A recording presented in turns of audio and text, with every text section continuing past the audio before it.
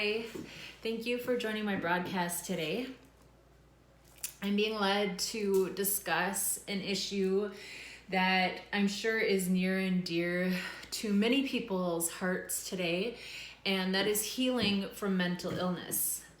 Right now, today, I'm going to talk about my story and also healing from depression and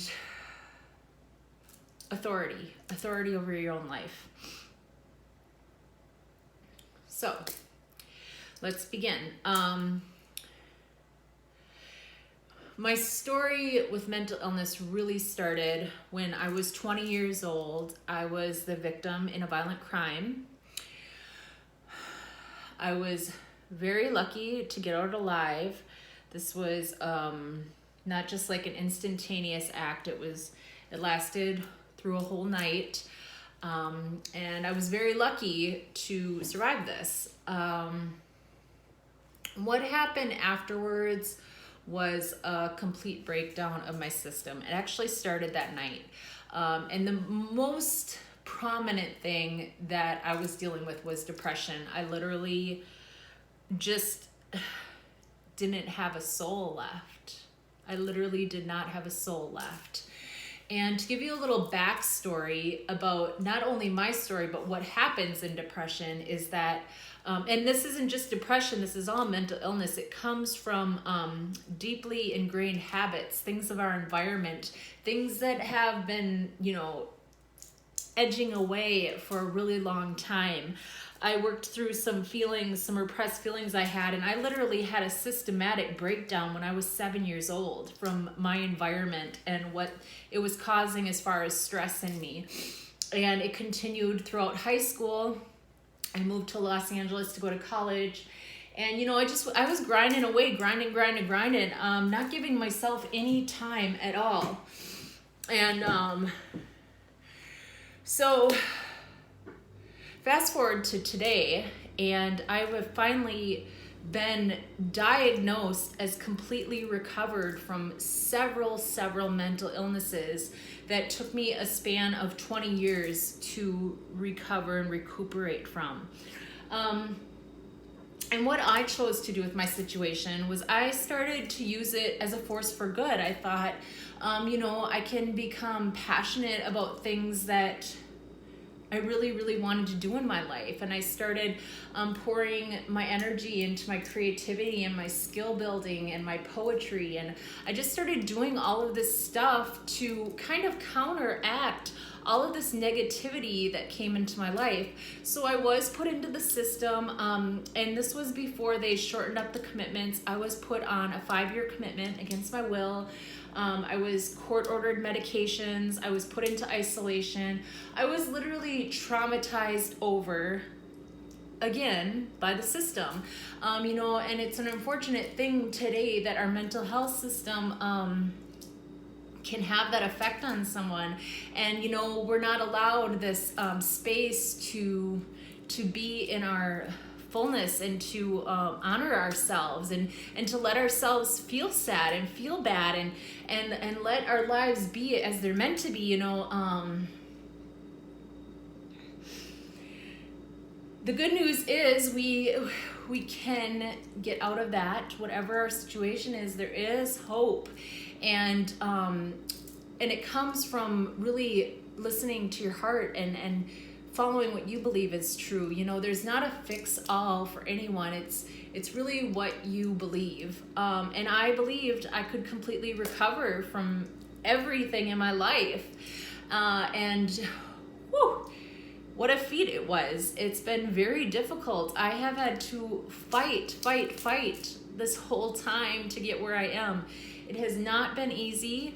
But the good news in that is that since I've trailblazed a way for myself, I can start to help others and share my experience and encourage others where they are and to create a positive force in our world for change and for the ability for other people to heal. So that's the good news in it. I want to talk also just specifically today about the depression that I was experiencing and what I ended up doing is, I read a few good books. There's also The Positive of Power of Positive Thinking. There's other books about happiness. I really just read a lot about different ideas on feeling good. And, attached to that is self-care, and attached to that is self-love. But, it's a process. And when you start out, as a baby being traumatized, and it continues throughout your life, there's a lot of stuff to go through, and I'm allowed to take as much time as I need. We are allowed whatever we need in our lives. We're allowed that if we make the choice for them. And so what I ended up doing that ended up being really helpful for me is they had put me on, I started out with a natural antidepressant, and then I was put on Prozac. And the Prozac was really making me feel good, but I got to a point, as I did with all of my medications, where it just didn't feel like my growth was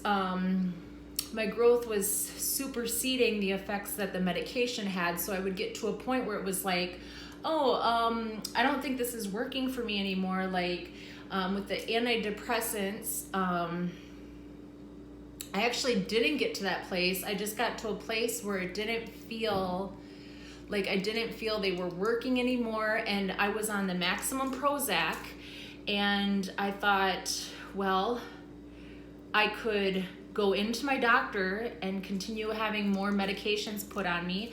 And essentially that happened with my sleep problems too. But with medication, our bodies become immune to them after a time, and different doctors do different things, but essentially what they do is just put more medications into your body, more medications, until it slowly just kills your system. So what I chose to do when I was on the maximum Prozac, I decided to look for a counselor who believed in natural healing and would walk me through the process of feeling better about myself. And through a span of 2 years, I went in every week and saw myself reducing the need for the Prozac. And the last little bit of medication was the hardest, because what happens is once the medication is out, like your body just almost goes into like, you really, like for me, I really have needed to be very, very prepared for that last bit of medication. Like when I got off the last of my healing in December, I had been seeing negative symptoms through all the way through from fall, almost from summer to December before I decided to go off. And what I've had to go through in that process has been huge to stay off of it. It's literally stopped me from being productive, but the good news is I was healing. And so with the antidepressants, I did end up getting off the very last bit. That was very, very difficult. I had to go off on for a little bit. But essentially, I mean, it was a really long process for me to learn how to feel good. And I would see myself slip back at times, and I've never had to go back on. That was in 2008. I've never had to go back on antidepressants. And I don't feel any... I couldn't imagine having to do it today, actually, because I just am so far ahead of the curve now. So, but yeah, it's like a process for me because I was doing it on my own. And now that I'm in a good place, I am able to help other people and start serving other people who want the same things that I've been able to get. So, I hope you found this broadcast very helpful for you. My email is warriorjammin@gmail.com. I'll put it in the description box. I do have a fan club also for my creative projects and for people that follow me and want to help me achieve my goals. I have a store with my products, and a lot of my, my albums and my my poetry book is to help people heal by finding, you know, common threads in our existence and hope in my message. So I'm going to put all those links in the description box below. And I am going to start helping people through the process too. If you're interested in that, please send me an email on what your interests are, and I'll see if I can help you on that. But you know, essentially, there is hope. There is hope, and if you believe there is hope, I don't want you to listen to anyone that says there is not, because there have been so many negative thoughts on my life. To the point where it was hard to discern good from bad in my life, just because I had so much negative energy coming at me all the time. But I believed in myself, and I believe in you, and I'm here to tell you that healing is possible. So, blessed day.